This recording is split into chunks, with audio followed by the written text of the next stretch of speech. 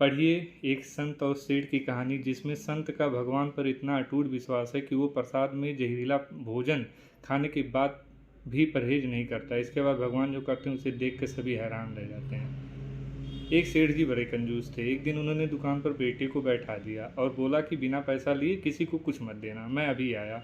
अकस्मात एक संत आए जो अलग अलग जगह से एक समय की भोजन सामग्री लेते थे। लड़के से कहा, बेटा जरा नमक दे दो। लड़के ने संत को डिब्बा खोलकर एक चम्मच नमक दे दिया।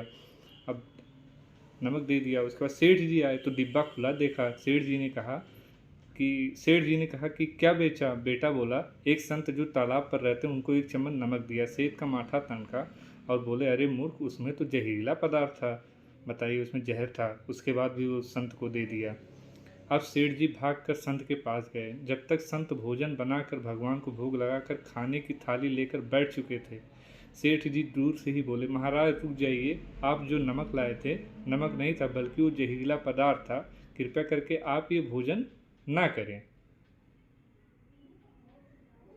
संत जी बोले, भाई हम तो प्रसाद लेंगे ही, क्योंकि भोग लगा दिए हैं।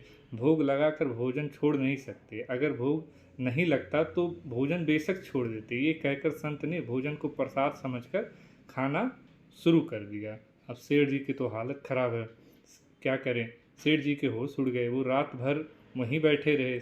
सेठ को रह रहकर यह चिंता सता रही थी कि अगर संत को कुछ हो गया तो बड़ी बदनामी होगी। रात में अगर तबीयत बिगड़ी तो कम से कम वैद्य को तो दिखा सकेंगे। सोचते सोचते सेठ को नींद आ गई। सुबह रोज की तरह संत जल्दी उठ गए और नदी किनारे स्नान करने चले गए। सेठ जी ने कहा, महाराज तबीयत तो ठीक है? संत बोले, भगवान की कृपा है। इसके बाद वो पूजा करने मंदिर में चले गए संत जी। और जैसे ही संत ने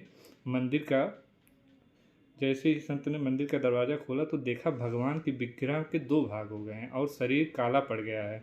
ये देखते ही सेठ को सब समझ आ गया कि भक्त के अटल विश्वास को देखकर भगवान ने भोजन का जहर भोग के रूप में स्वयं ग्रहण कर लिया और भक्त को प्रसाद ग्रहण करवाया। इसके बाद सेठ ने तुरंत जाकर बेटे को दुकान सौंप दी और स्वयं संत की शरण में आकर भगवान की पूजा पाठ करने लगे। ये होती है सच्ची भक्ति।